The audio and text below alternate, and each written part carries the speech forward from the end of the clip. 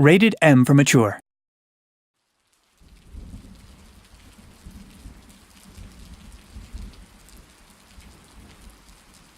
What do you know about that basement?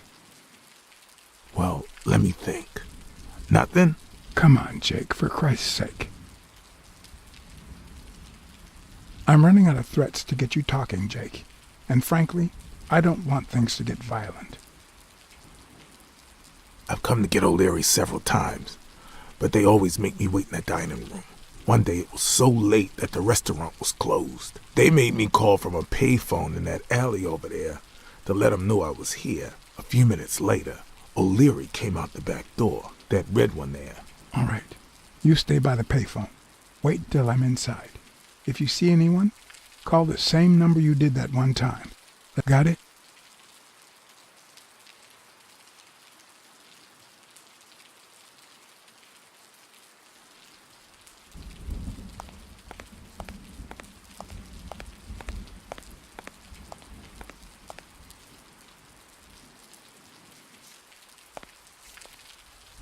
No. The plan will only work if O'Leary doesn't know I've been here.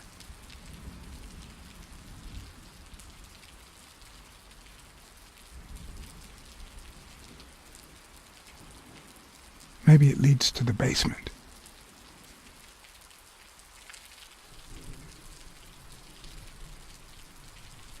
I'm guessing it lights up when they ring at the main door.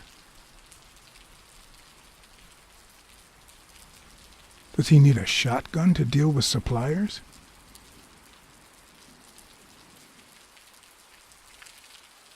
Would he even notice if I got in?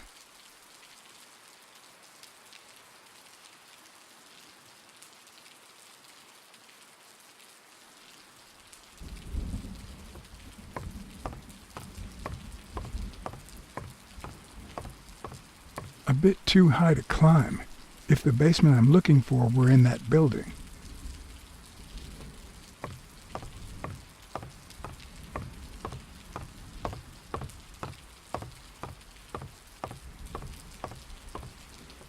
Could it be an elevator shaft? How does this thing open?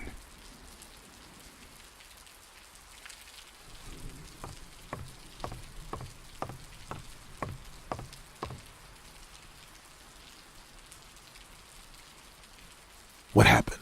Should we run for it? Do I look like I'm in a hurry?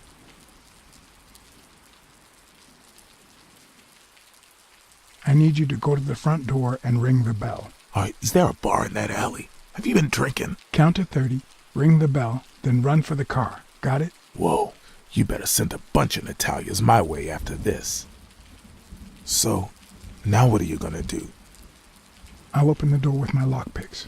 Once I'm in, I'm still not sure if I'll take the hall or the door on the right.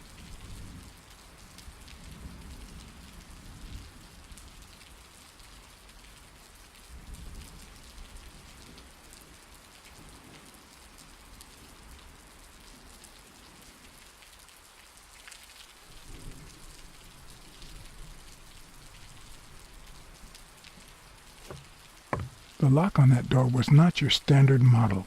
I had to give it my all.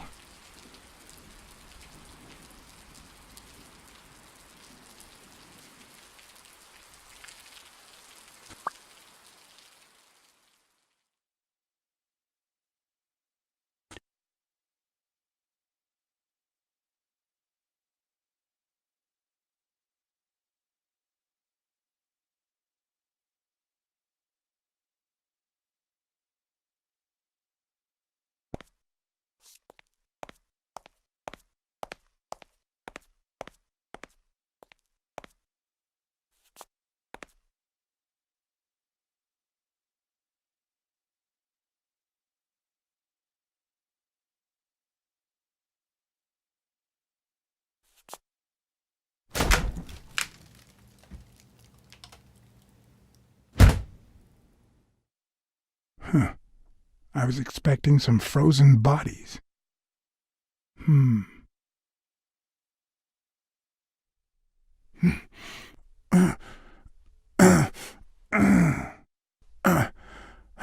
It won't budge. Hmm.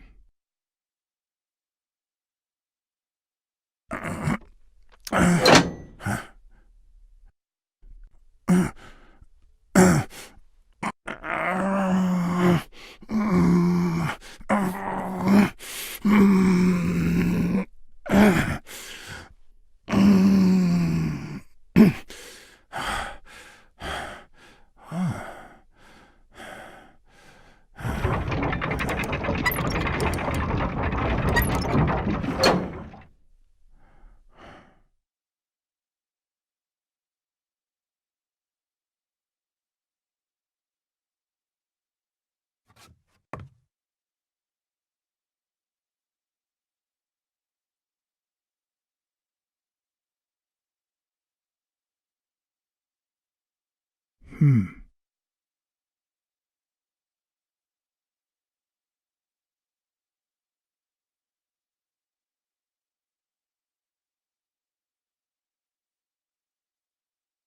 There's one on each table, except this one.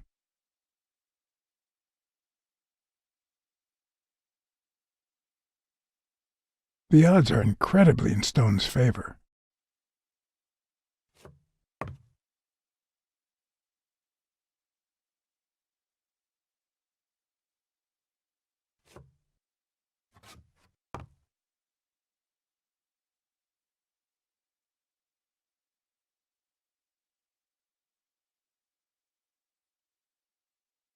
Does O'Leary have a network of pals?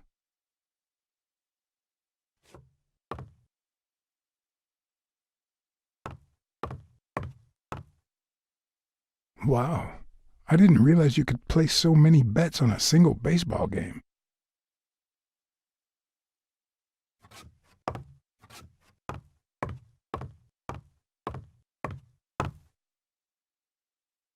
"16 days until the fight."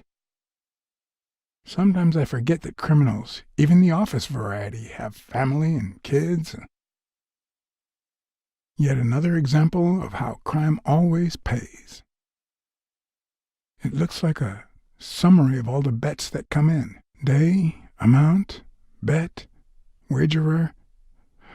Wait a minute. Did O'Leary himself bet $5,000 on Yale? A little thingamajig that adds on its own. What'll they think of next?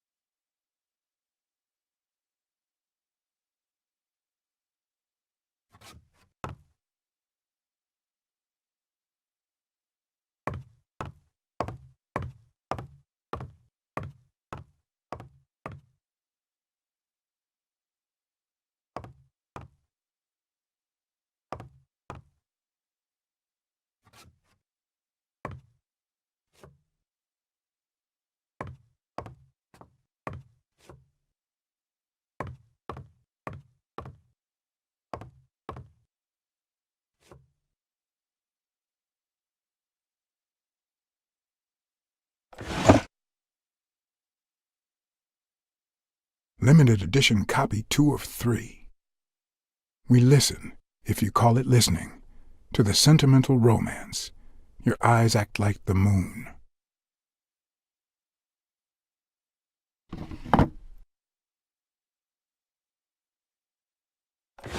If they're not together anymore, why does O'Leary keep so many pictures of romantic moments with Helen Moore?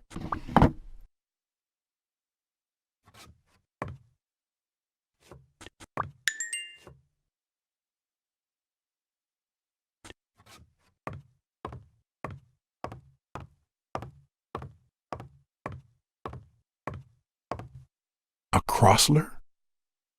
The good news is, I don't need lockpicks to open it. The bad news, I didn't bring explosives.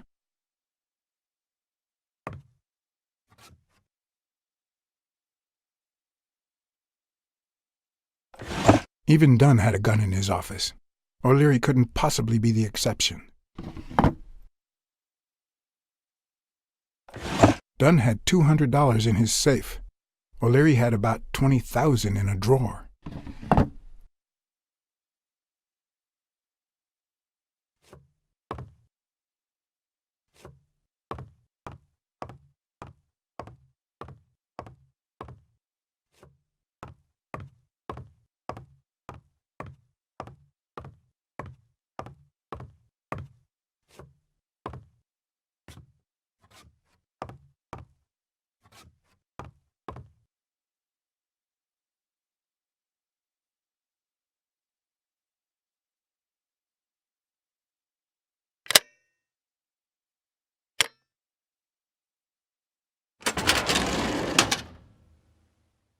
The painting concealed file after file of celebrity reports with all sorts of shady information, ranging from S to Z. Almost all of them were athletes. Is that what O'Leary meant when he said that detectives and police officers were his friends? I wonder how many spy for him. If I were to pitch in, who would I spy on?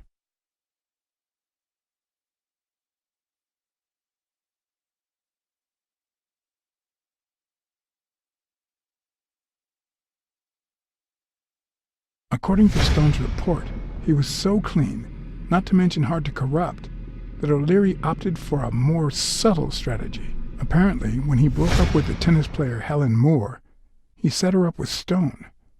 Lucky for him, they hit it off. As I put away the report, I stopped in my tracks.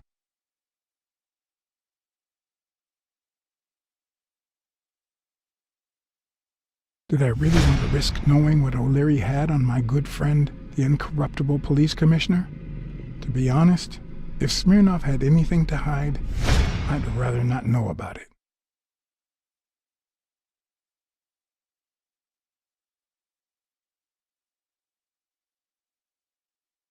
Helen Moore's file was, by far, one of the juiciest. She had been just a run-of-the-mill tennis player until O'Leary launched her career by rigging enough games to help her climb the ranking. However, O'Leary hadn't fixed any of her games in over a year. In spite of that, she remained undefeated. Be as it may, it was clear that O'Leary had enough information to ruin her career.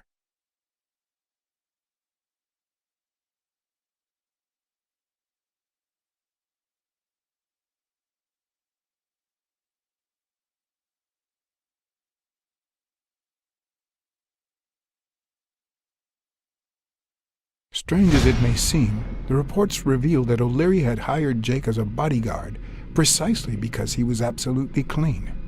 Apparently, he liked to surround himself with honest people when he mingled with the high society.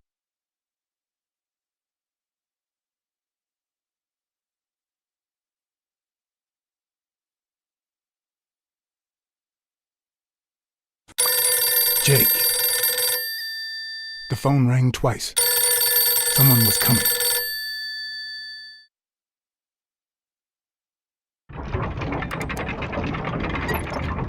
Are we or are we not exemplary workers, Jimmy? Here it is, middle of the night.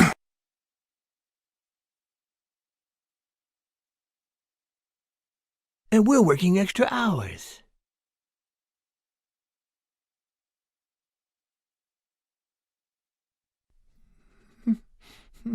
Hey, Jimmy, what do you think about that? I think he's scared stiff, Desmond. Why's that, Jimmy? We're giving you the red carpet treatment. We even let you in the boss's office. You're one lucky fellow. You can't say I don't treat you well, Jimmy.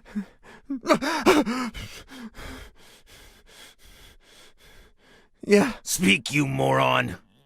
Yeah, very well. Why are you... Shh. Calm down. How long have you worked for me, Jimmy? 3 months. 3 months. Oh, yeah. I hired you right after your cousin Martin died. I need your opinion. How would you punish someone for ruining an innocent man's life with a hit and run, Jimmy? I don't know. And tell me, what about you, Wilson? What would you do? No, please. I didn't do anything. I swear.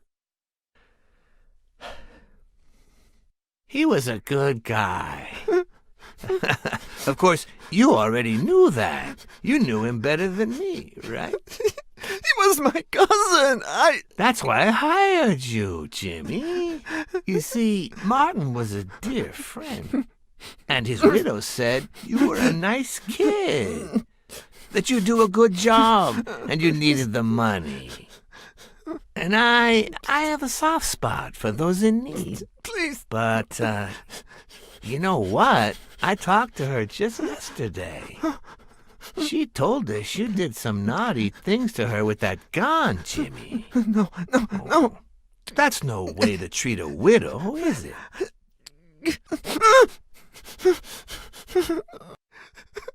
She's lying. Why would I do that? What about the kid? Are you so sure you know how long a kid can hold his breath? With his little head inside a toilet bowl? Son of a bitch. I didn't want to. It was his idea. Selfishly, I was glad I hadn't risked my life to save Jimmy. Maybe not even someone like him deserves to die. But one could also argue that I didn't deserve to die for someone like him. Who's your boss? Give me a name! Cassidy. It was his idea. He said you'd hired me if I'd managed to scare the widow, and I just... All right. Let's just calm down now. Okay? It's gonna be okay.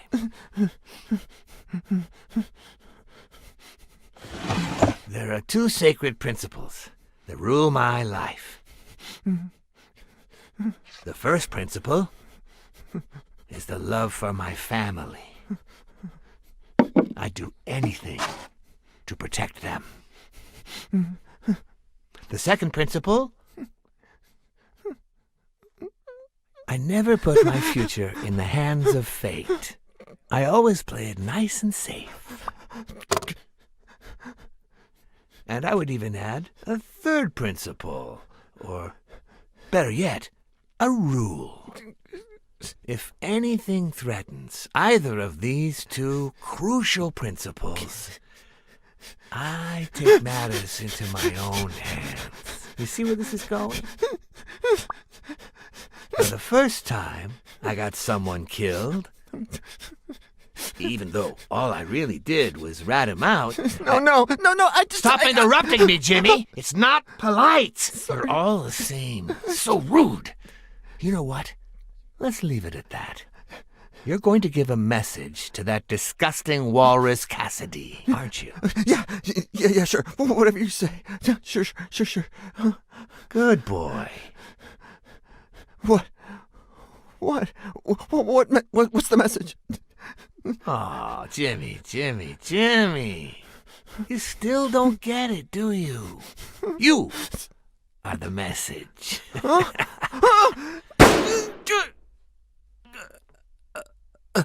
Come on. Wrap him up. Make sure Cassidy gets the message for breakfast, will you? Got it. I hope he chugs on it.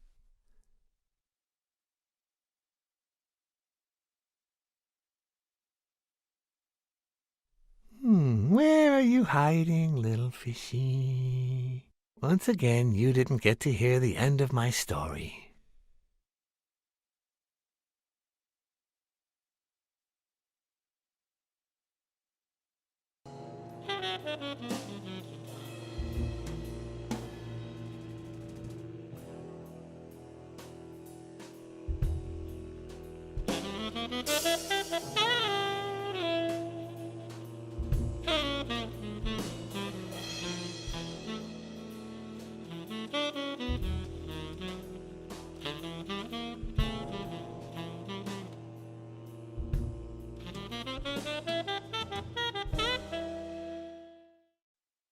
Two sacred principles rule my life. The first is the love I feel for my family.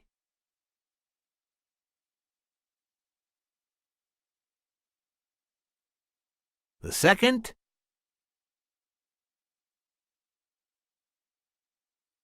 never leave destiny in the hands of fate. I always play it nice and safe. And I'd even add a third principle, or better yet, a rule. If anything threatens either of these two principles, I take matters into my own hands. The first time that someone died because of me, even though all I did was rat him out, well, that guy ended up in the Hudson River, right off Pier 27. He's got to be even wetter than that fish by now. You should have seen his face. The It's poor interesting guy what comes to didn't even mind when see you it think coming. you're about to die. Suddenly all I could think about He was gave me a look of stupor, how much I wanted as a if pet he was fish. asking, "You too, Brutus?" Anyway, I was 14 years old, and I still dream about him, about his widow and his son. By then, A I was dreadful adamant ordeal. about buying a fish. But But first, that was that. Never again. Nowadays, whether it's me who pulls the trigger or not, I have zero regrets. What's more, I sort of enjoy it. in case anyone had any doubts about who's the boss around here, I'll put my dirty feet on his luxurious table to prove that all of this is mine.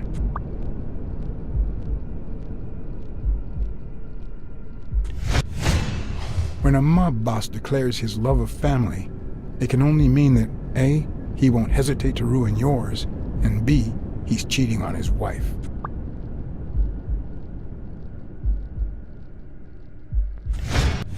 The guy never hesitates to pull the trigger. Even if I hadn't seen what he did to Jimmy, I'd know he's not bluffing.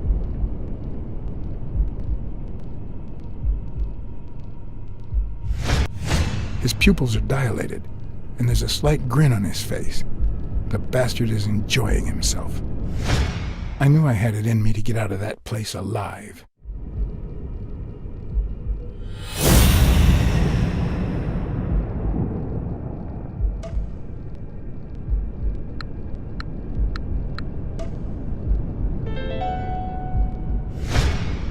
No.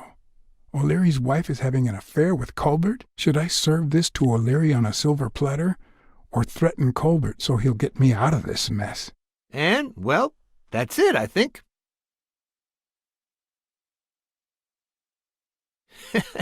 You know, Blacksad, I never made it this far.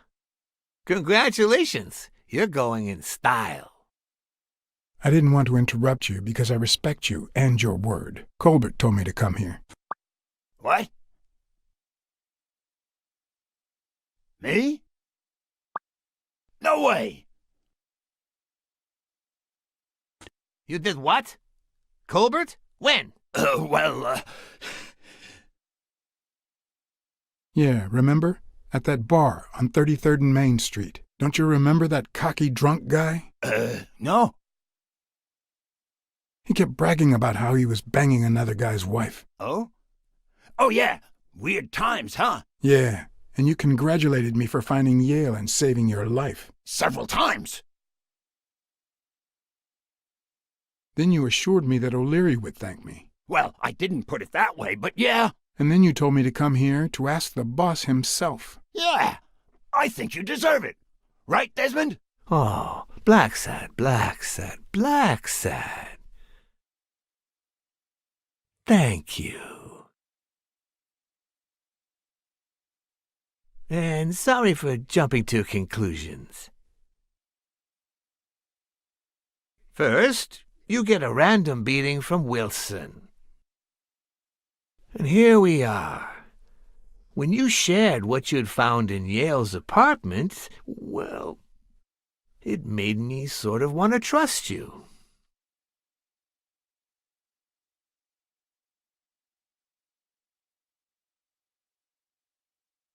Take it. It's only fair. Thanks. I'll make good use of it. A word of advice. Make bad use of it. It's more fun.